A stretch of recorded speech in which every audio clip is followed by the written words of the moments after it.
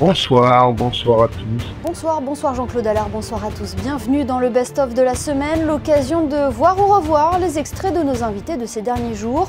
Nous aurons par exemple abordé les négociations avec l'Union européenne, avec Isabelle Costa, haut-commissaire aux affaires européennes, les 1 an de la guerre en Ukraine alors que Vladimir Poutine a adressé son discours à la nation, ou encore de l'industrie du tabac qui cible les jeunes. Nous aurons pris des nouvelles de Boris Herman, engagé dans l'Ocean Race, et nous aurons eu l'honneur de recevoir l'astronaute français Thomas Pesquet. Sans plus attendre, voici le best-of de la semaine. Il est proposé ce soir par Véronique Rodriguez. C'est vrai que l'année 2023 est une année décisive.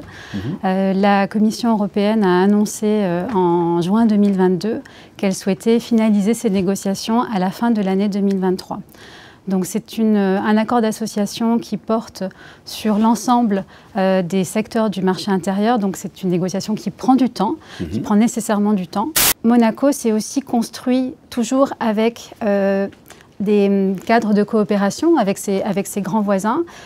Et donc, il nous semble aussi naturel d'accepter la proposition de l'Union européenne, de discuter avec elle pour pouvoir envisager ce cadre commun de relations avec notre principal partenaire économique et notre principal partenaire politique. On citera peut-être un président américain qui a dit il ne faut pas négocier avec nos peurs, mais il ne faut pas avoir peur de négocier. Donc c'est ce que nous faisons. L'Union européenne a souhaité conclure un accord avec Andorre, Monaco et Saint-Marin, puisque avec ces 3 pays de petite dimension territoriale, il n'y avait pas de cadre stable, politique, économique et juridique. Il y a bien sûr le logement, la priorité nationale et puis le régime d'autorisation pour l'installation des personnes physiques et des opérateurs économiques. Puisque la sécurité est un point important de l'attractivité de Monaco et donc nous souhaitons à tout prix le défendre et donc pouvoir développer un cadre économique de confiance avec des gens de confiance. On essaye de s'assurer de leur bonne moralité. Et d'ailleurs, c'est un point qui a été souligné et qui a été salué par différentes organisations internationales et notamment dernièrement Moneyval. C'est vrai que depuis un peu plus de 150 ans, notre système conventionnel et nos rapports d'amitié et de coopération avec la France ont maintenu, organisé la prospérité de Monaco. Aujourd'hui, les relations bilatérales sont essentiellement basées sur un système de convention qui date des années 60. Mais la France aujourd'hui n'est plus la France du général de Gaulle. Et la France a transféré une partie de ses compétences à l'Union européenne. Et donc, elle n'est plus en capacité de pouvoir régler nos problèmes ou régler nos relations commerciales, par exemple en matière de transport ou d'autres questions importantes, questions de vie de tous les jours.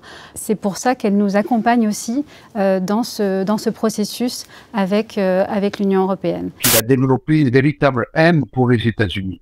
Et maintenant, quand on regarde, si je puis dire, une carte ou des éléments, le mieux il peut rencontrer physiquement faire montrer sa force les États-Unis, eh bien c'est l'Ukraine, puisque tous les autres pays d'Europe sont protégés par l'OTAN et l'article 5, que les pays asiatiques sont des pays comme les frontières russes, il y a la Chine, l'Azerbaïdjan, etc.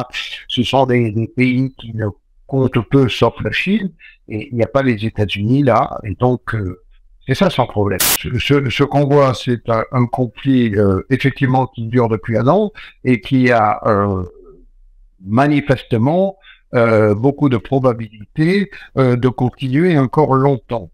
Eh bien, le carême, ça vient de Quaresima en latin ou de Quadragesima. C'est une période de 40 jours qui aide les chrétiens à se préparer à Pâques. Alors cette période, elle remonte très très loin dans le temps. Elle nous rappelle les 40 ans que le peuple hébreu a passé dans le désert quand il a quitté l'Égypte pour se rendre dans la terre promise par Yahvé. Et puis, d'une manière un peu plus proche, même si c'est lointain pour nous, ça nous rappelle aussi les 40 jours que Jésus a passé au désert pour y être tenté. On a tous conscience qu'il y a trop de choses qui qui nous surchargent dans notre vie, des choses matérielles, mais parfois même d'autres éléments plus intellectuels, que sais-je. Et le temps de carême, c'est un temps de désert. Se recentrer sur qui? Pas sur nous-mêmes, c'est se recentrer sur le Christ.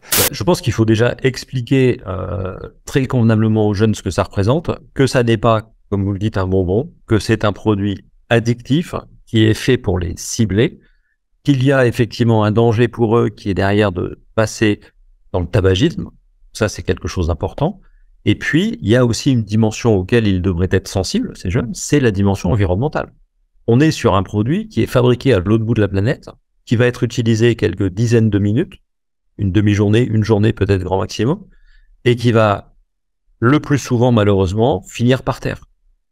Et dedans, il faut bien voir qu'on a un réservoir qui contient des résidus dits liquides, une batterie au lithium, du plastique, un emballage qui là aussi on le voit régulièrement par terre, et tout ça finit dans la Méditerranée. Il y a plus de 100 ans, Baden-Powell a eu l'inspiration de mobiliser des jeunes autour de leur éducation et d'en faire les acteurs de leur éducation. Alors ils ont commencé en 1907, ils étaient 12, aujourd'hui on arrive à 54 millions. Donc de scouts dans le monde entier. Voilà. Donc pour moi, c'est un énorme défi et c'était un rêve depuis ma jeunesse de participer à cette course fameuse avec une notoriété énorme dans le milieu de la voile. C'est une course très très importante avec 50 ans d'histoire déjà. Cette course existait bien plus tôt avant le Vendée Globe. Donc non, c'est un gros défi. Nous, on va prendre 40 jours et on va faire le tour de l'Antarctique. Donc on va partir vers l'est, traverser l'océan Indien, passer loin au sud de Nouvelle-Zélande et Australie, passer le Pacifique, passer le Cap Horn, laisser Cap Horn à bâbord et ensuite monter vers le nord dans l'Atlantique Sud. Les cinémas vont bien mieux, bien évidemment, hein, parce que vous savez que pendant toute cette période, les cinémas ont été fermés plus de 300 jours, presque un an de fermeture pour les cinémas et les lieux de spectacle en général.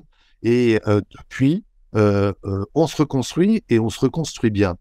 Pour vous donner une idée de chiffres hein, qui corroborent ce que je vous disais, en 2020, on a fait 65 millions d'entrées, en 2021, 100 millions d'entrées, en 2022, 150 millions d'entrées, et on espère en 2023 retrouver les niveaux à peu près d'avant qui tournaient autour des 200 millions d'entrées. Ce qui est important pour le cinéma, que ce soit en production ou en exploitation en salle, c'est la diversité. C'est qu'on ait des films pour tout le monde, des films à gros budget, des films, des comédies familiales, des comédies pour les adolescents, mais aussi des films à réessai et des films étrangers.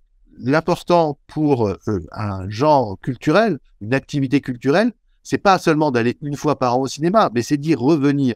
On voit bien qu'on peut coexister avec ces nouveaux médias qui sont à la maison. Nous, on est dans un spectacle en dehors de chez soi. Les plateformes, elles concurrencent plutôt les chaînes de télévision. Je suis désolé de vous le dire.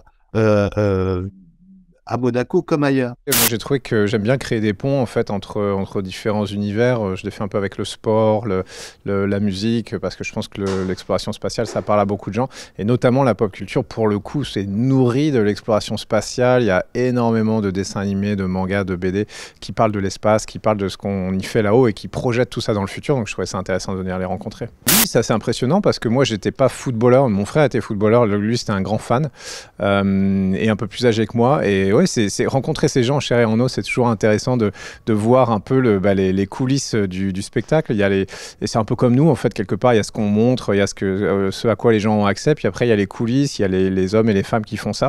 Donc, je pense que ce festival, c'est un super endroit, justement, pour se balader un peu dans les coulisses de la pop culture. Moi, je vais parler essentiellement d'espace, c'est quand même mon sujet de prédilection. Je vais essayer de raconter un peu cette mission que les gens ont peut-être suivie, peut-être pas. Encore une fois, un peu du côté des coulisses, et puis en profiter pour parler un petit peu du futur. Aujourd'hui, on est dans une période de l'exploration spatiale, il se passe beaucoup de choses. Dans quelques années, on va aller remettre le pied sur la Lune. On espère aller même beaucoup plus loin. Donc, c'est toutes ces histoires-là, toutes ces possibilités-là, tous ces futurs-là que je vais essayer de raconter. Ouais. Thomas Pesquet, invité exceptionnel du Salon Magic, salon dédié à la pop culture et que nous aurons eu le plaisir de recevoir sur Monaco Info. Le best-of est à présent terminé. Merci de nous avoir suivis. Une semaine se termine, une autre commence. L'occasion de jeter un coup d'œil sur les temps forts qui attendent la principauté la semaine prochaine. Passez une très belle soirée et à très vite sur Monaco Info.